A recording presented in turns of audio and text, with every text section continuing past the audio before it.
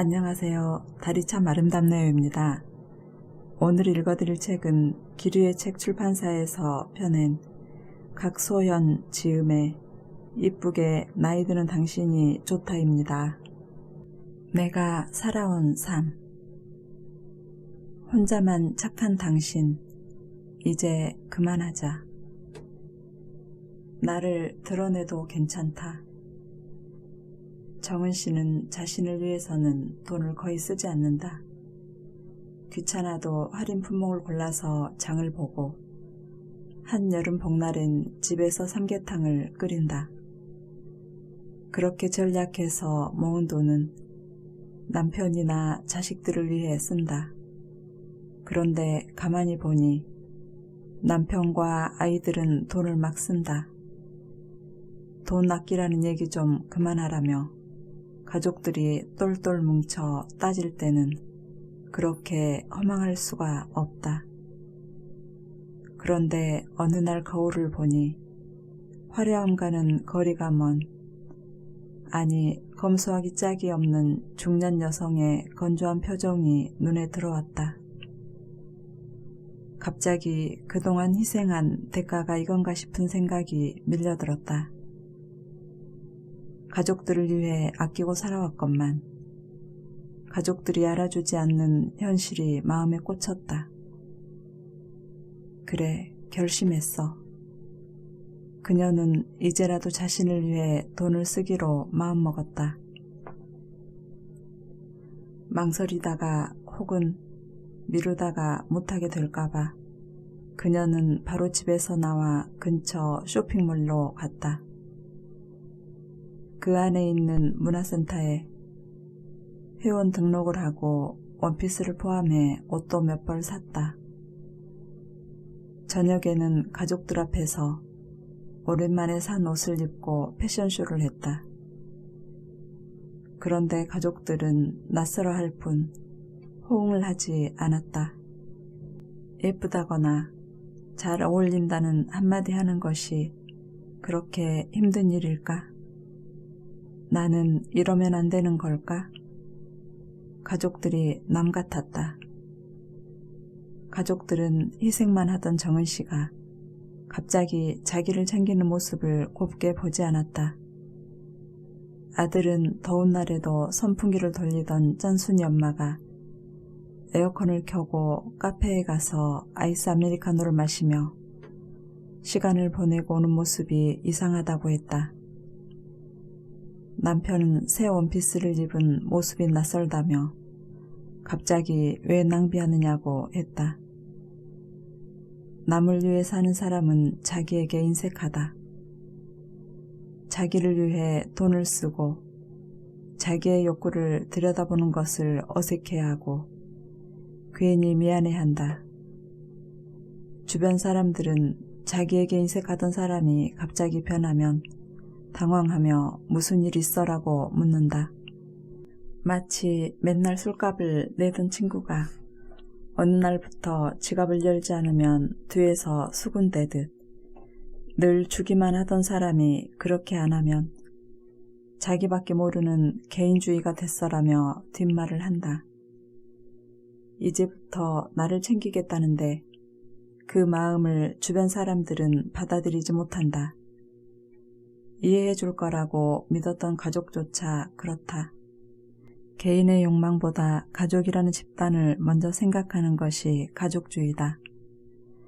1970년대에서 1980년대에 실용주의가 강조되기 시작하면서 가족 중심에서 개인 중심으로 사고방식이 바뀌었지만 갈수록 팽배해지는 경쟁의 압박으로부터 자신을 보호할 공간이 가족밖에 없다는 굳은 신념은 날로 심화될 것으로 보인다.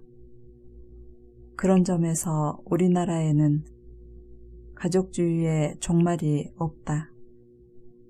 그래서 여전히 여성들은 개인 정체성을 찾지 못하고 가족주의의 희생양이 되고 있어 안타깝다.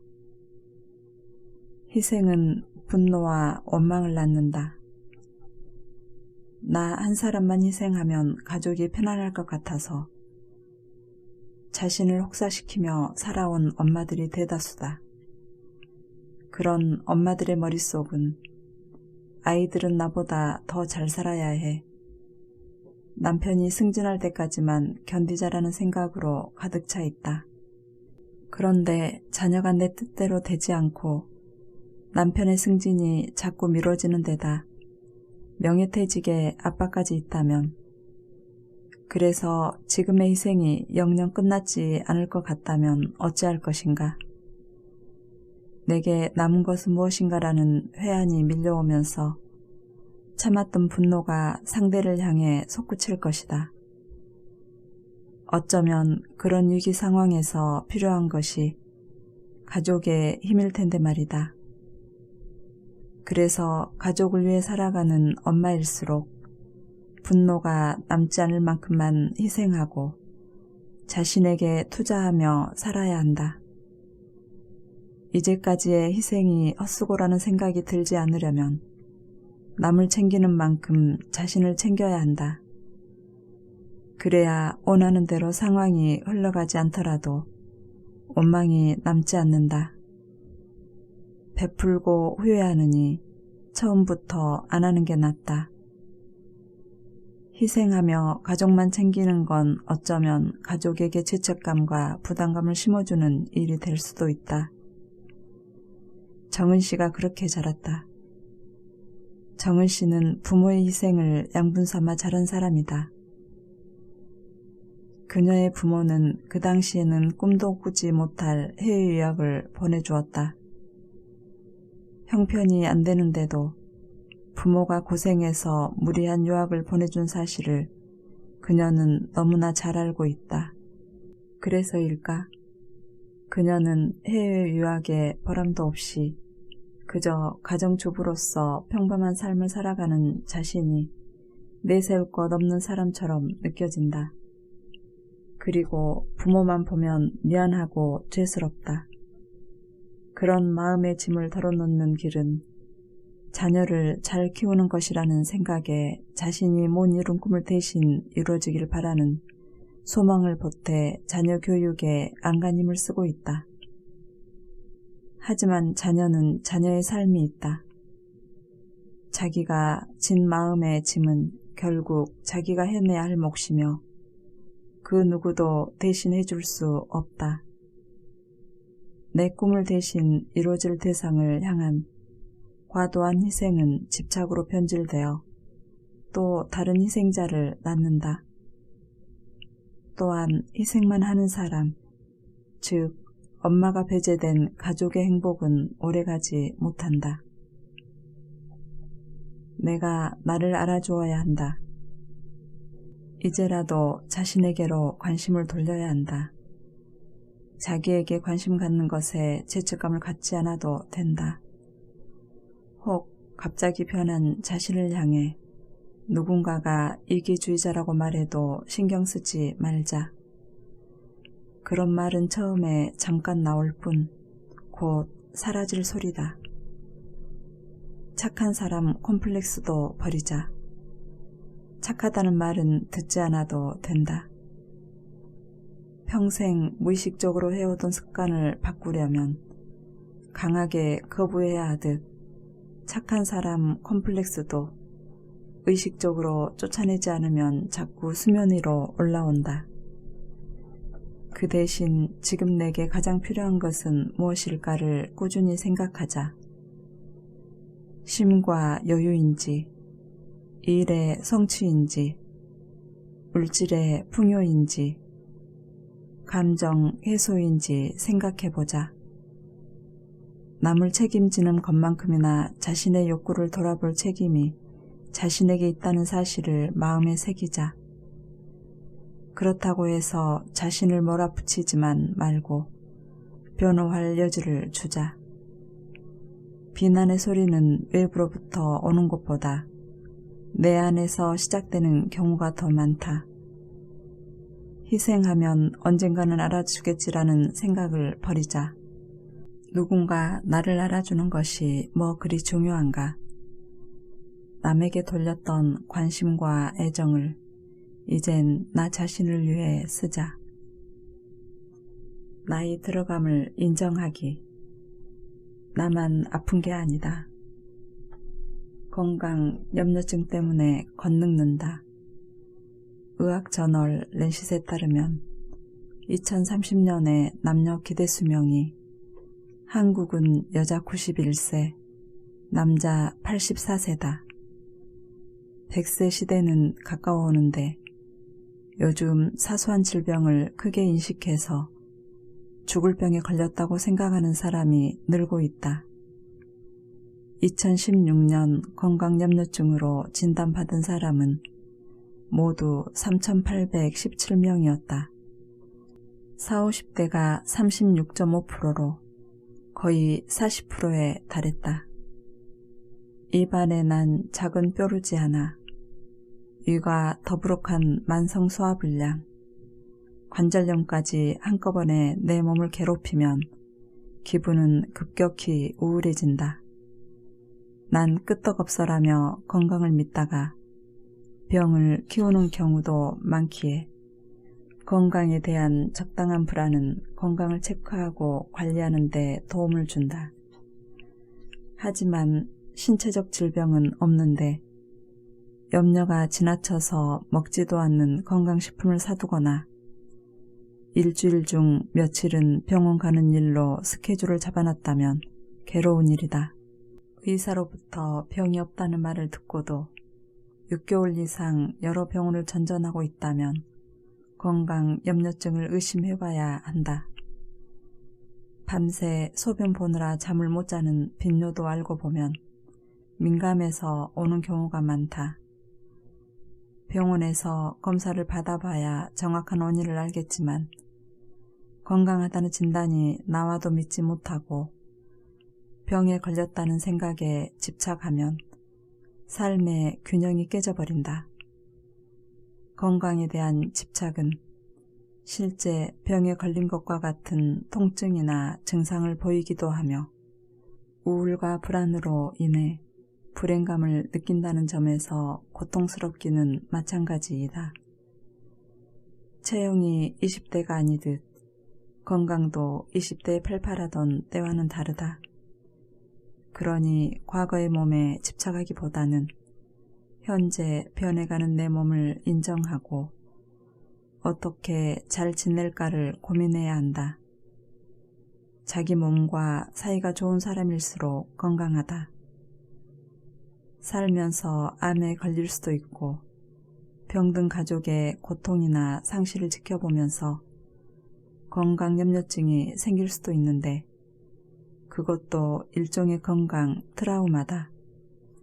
그렇다고 불안한 채로 살 수는 없다. 긴 수명에 나만 질병에 피해서 가는 행운이 있는 것도 아니고 노안으로 죽는다 해도 진단만 받지 않았지 암세포가 자라고 있었을 수도 있다. 언젠가는 죽는다는 점에서 우리 모두 불치병을 앓고 있는 것이다. 어떤 질병이든 통증은 고통스러운 것이고 누군가에게는 병의 완치보다 현재의 통증 완화가 기적이 될 수 있지만 신체 통증을 다스리는 것만큼이나 마음의 통증을 제거해주는 노력도 절실하다. 건강염려증은 버려짐이나 배신감으로부터 자신을 보호하기 위한 무의식적 행동이다. 마음이 아픈 것을 인정하지 않으려 몸이 아픈 것이다. 감정적으로 억압하며 살아온 사람이 주로 몸이 아픈 것으로 푸는데 건강염려증도 그중 하나이다. 이들은 약한 모습으로 가족이나 주변 사람들을 자기 곁에 붙들어두는 재주가 탁월하다. 아프지 않은데 깨병을 부리는 것과는 다르다. 실제로 아픈 것인데 실제 증상보다 더 아프게 느끼고 다른 사람보다 신체 변화나 증상에 민감하게 반응한다.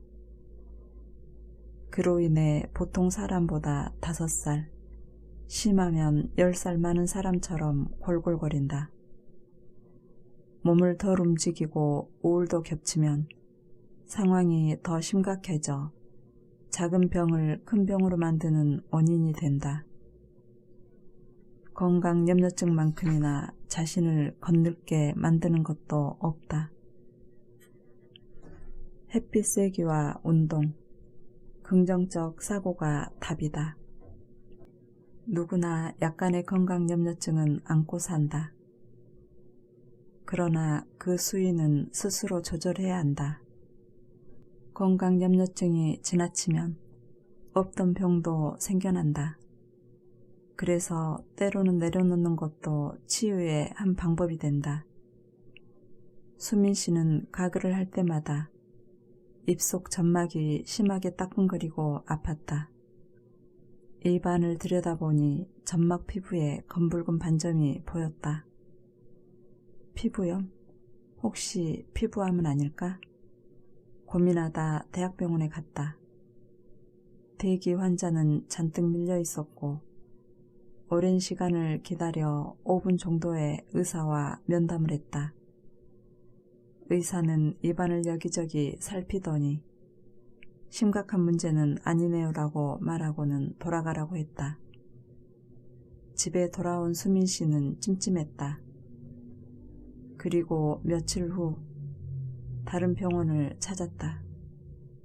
명목상 스케일링이었지만 사실은 입속 반점의 정체를 알고 싶었다. 이번 의사는 다르게 진단을 했다. 한 곳이 아니라 3군데네요. 바이러스 감염이에요. 특별히 치료는 필요 없고 따끔거리는 것은 구강청결제로 가글만 하지 않으면 될 것 같습니다. 그 말을 들은 수민 씨는 어머 그래요? 제가 건강염려증인가 봐요 라며 웃으며 돌아왔다고 한다. 의사의 정확한 설명에 의문이 풀렸고 하마터면 자신을 건강염려증 환자로 만들 뻔했다고 고백했다. 건강염려증에는 햇빛 쐬기와 운동만큼 좋은 게 없다. 기분을 좋게 하는 세로토닌 수치가 높아지기 때문이다. 평소에 일광욕을 즐기고 스트레칭을 제대로 하고 집을 나서도 낙상하거나 발목이 삐는 것을 막을 수 있다. 많이 아프면 침도 맞고 물리치료도 받아야 한다. 도수 치료라는 것도 있다. 하지만 그런 치료는 남이 해주는 것인데다 효과가 일시적이다. 그럴 수밖에 없는 게 근육 뭉침은 매일 쌓이고 뼈도 매일 조금씩 뒤틀린다. 그때그때 어깨, 목, 팔, 다리에 뭉친 근육을 내 손끝으로 풀어주는 습관을 들이는 게 가장 좋다. 나만 아픈 게 아니야. 내 몸은 내가 지킨다. 이러한 긍정의 마음이 불안을 감소시키고 스스로 몸을 관리하게 만든다. 내 감정 알아차리기. 짧은 말이 더 감동을 준다. 살면서 10분만 얘기해도 불안이 사라지고 괜찮을 거야 한마디로 눈 녹듯이 두려움을 없애줄 사람을 만나면 다행이다. 하지만 내 마음을 편하게 해주는 것은 상대의 말이 아니다. 단어의 나열이 아니라 그 속에 담긴 감정까지 해석되어야 비로소 그 말이 제 기능을 한다. 내 마음속 감정이 정리되면 자연스럽게 말이 줄어든다. 속이 시끄럽지 않기 때문이다. 남에게 하는 대부분의 말은 자신에게 해주고 싶은 말들이다. 살면서 아직 해결하지 못한 감정의 찌꺼기들인 것이다. 인간은 본래 자신을 찾고 싶어한다. 자신이 어떤 사람인지 궁금해하며 자기 내면의 이야기를 하고 싶어한다. 아이러니하게도 남의 말을 듣는데 초점을 맞추면 자기 내면의 소리도 잘 들린다. 남을 위하는 말이 사실은 자신에게 하는 말이다. 고마워요. 내가 더 고마워요. 짧아도 이런 말이 상대방의 마음에 파고든다. 말이 자신도 모르게 길어지고 있다면 당분간 혼자 있는 시간을 갖는 것도 좋다. 얼마 전 수선 가게에 들렀다. 수선 마무리를 하던 아주머니가 딸 취업 걱정을 하며 이야기 보따리를 풀어놓았다. 그날 아주머니의 딸이 2군데 면접을 보는 날인데 휴대폰 배터리가 방전되어 연락이 끊기는 바람에 결국 한 곳만 봤다는 것이다. 앞에 회사는 면접을 못 봐서 기회가 상실되었고 뒤에 회사는 내일부터 근무라는 연락을 받았다고 한다. 면접을 보지 않은 회사가 더 좋은 회사라면 어쩌지? 닿지 않은 인연에 대한 아쉬움이 아주머니의 목소리에 역력히 묻어났다. 내가 요즘 손님한테 말을 많이 하네요. 요즘 말이 많아졌다며 자신이 왜 그러는지 모르겠다며 하소연을 한다. 나는 많은 말로 위로하거나 안타깝다고 수선을 떨지는 않았다. 닿은 인연에 힘을 실어주었더니 아주머니는 그렇죠라며 안도감이 느껴지는지 행복한 웃음을 지었다. 말을 많이 해야 마음이 전달되는 것이 아니며 최소한의 반응이 오히려 마음을 편하게 할 수 있다. 나를 위한 짧은 말 한마디, 아 그랬구나 정도면 족하다. 친구는 적어도 괜찮다. 편한 친구를 나열해보면 내가 보인다. 은미 씨는 그동안 가족에만 신경을 써서인지 마음을 나눌 친구가 별로 없다. 귀찮게 하는 친구가 있지만 그나마 없으면 외로워지는 게 싫어서 그냥 만난다. 싱글인 선영 씨는 이성끼리는 친구가 될 수 없다는 생각에 남자를 멀리하다 보니 쉰이 되었는데도 휴대폰에 남자친구 번호 하나 없다. 그땐 그게 당연했는데 이제와 보니 인생 헛산 것 같다.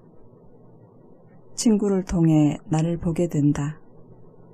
친구는 나를 성숙시키기도 하고 꿈을 되찾아 주기도 하고 내가 몰랐던 모습을 찾아주기도 한다.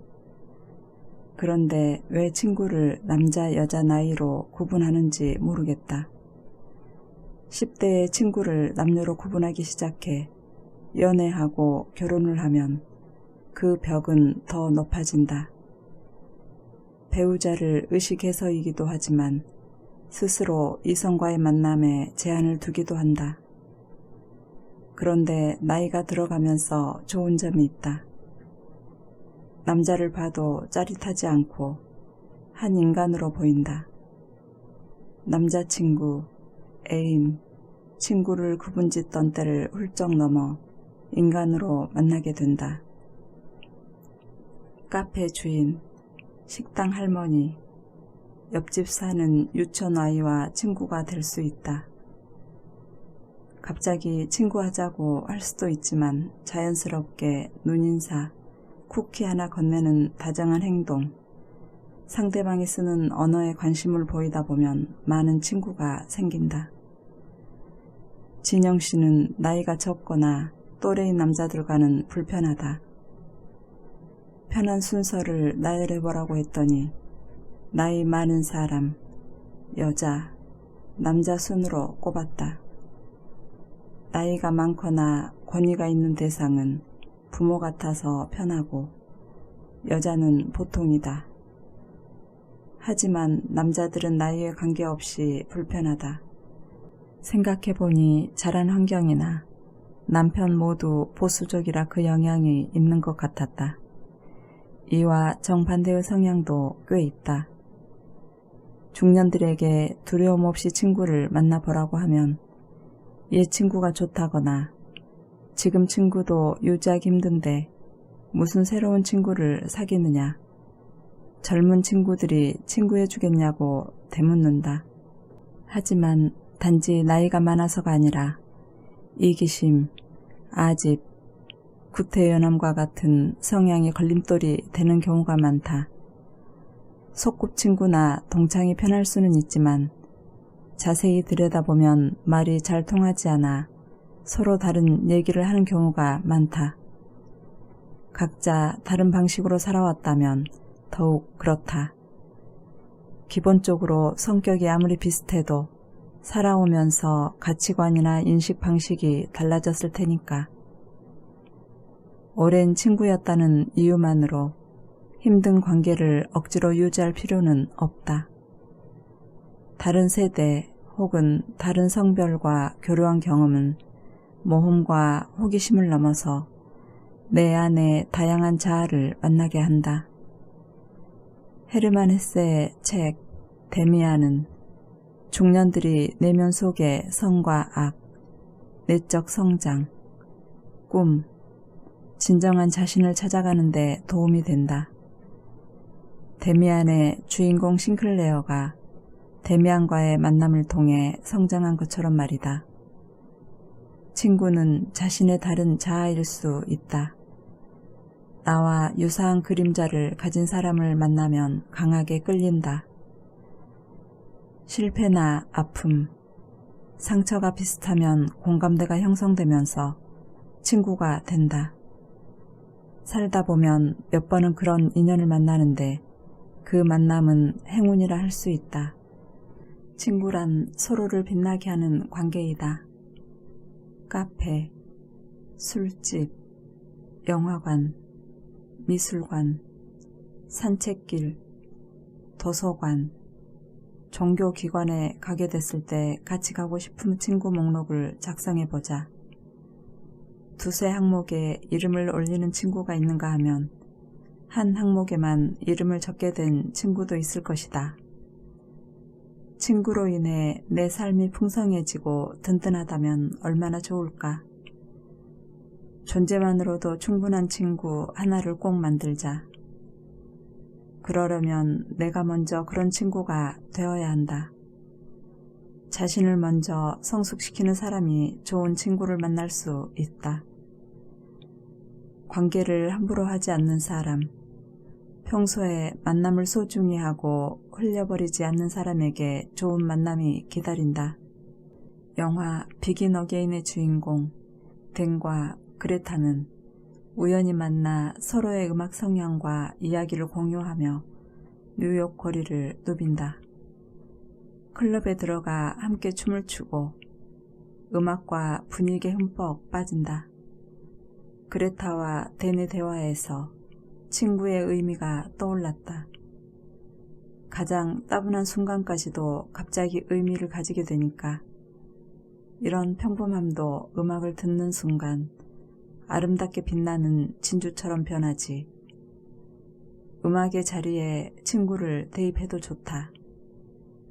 친구란 따분해도 평범해도 좋다. 친구는 서로를 빛나게 하는 관계이기 때문이다. 그렇다고 의미 있는 관계여야만 하는가? 꼭 그렇지는 않다. 그간 마음을 배려하고 마음 써주었던 친구가 날 하찮게 대한다 해도 지켜봐주고 싶은 사람이 친구다. 내가 해준 게 얼만데. 그런 마음이 드는 관계는 어쩌면 처음부터 친구가 아니었을지 모른다는 생각이 든다. 친구가 많다고 좋은 게 아니다.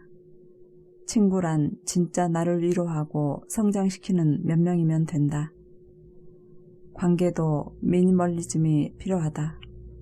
외로워질까봐 억지로 관계를 끌어갈 바에는 새로운 사람을 만나자.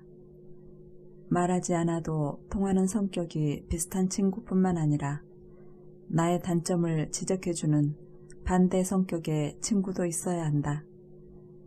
친구의 나이도 나보다 5살에서 10살 위아래로 만나 10년의 감각을 뛰어넘어보자. 나의 관계망 정비하기.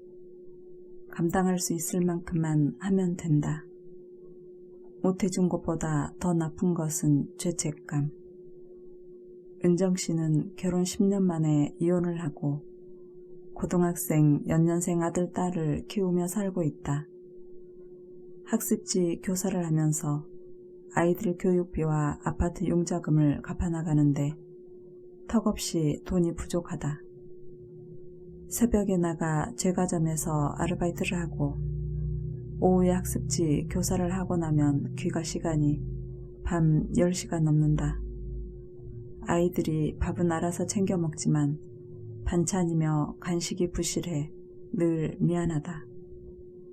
남은 빚은 제대로 갚을 수 있을지, 애들 대학은 제대로 보낼 수 있을지 불안하고 무섭다. 융자금 갚는 날이나 애들 시험 때는 불안이 더 심해져 지하철에서 공황 증세로 쓰러진 적도 있다. 은정 씨와 똑같지는 않아도 힘든 상황에서 공황 증세를 경험하는 사람들이 꽤 있다. 일종의 불안 증세인데 완벽하게 잘하려는 사람들, 자신을 채찍질하는 사람들에게 많이 나타난다. 이런 사람들은 책임감도 강하지만 죄책감도 크다. 무책임한 사람들이 신경 안 쓰고 자기 편한 대로 사는 것과는 대조적이다. 죄책감이 불안을 가중시킨다. 아이들을 향한 미안한 마음은 지금보다 더 많이 돈을 벌고 집도 쾌적하게 꾸미고 아이들 밥도 챙겨야 한다는 완벽한 기준을 자신에게 지우게 된다. 잘 안 되면 어때? 어떻게든 되겠지. 아이들에게 할 만큼 하고 있어. 이렇게 스스로를 토닥여줘야 한다. 빚 걱정, 사는 걱정은 모두 미래에 대한 걱정이다. 힘들수록 현재에 집중해야 한다. 걱정은 그만하자. 떨쳐버리자. 그래도 자꾸 떠오르면 나 요즘 힘들어라고 누군가에게 털어놓자.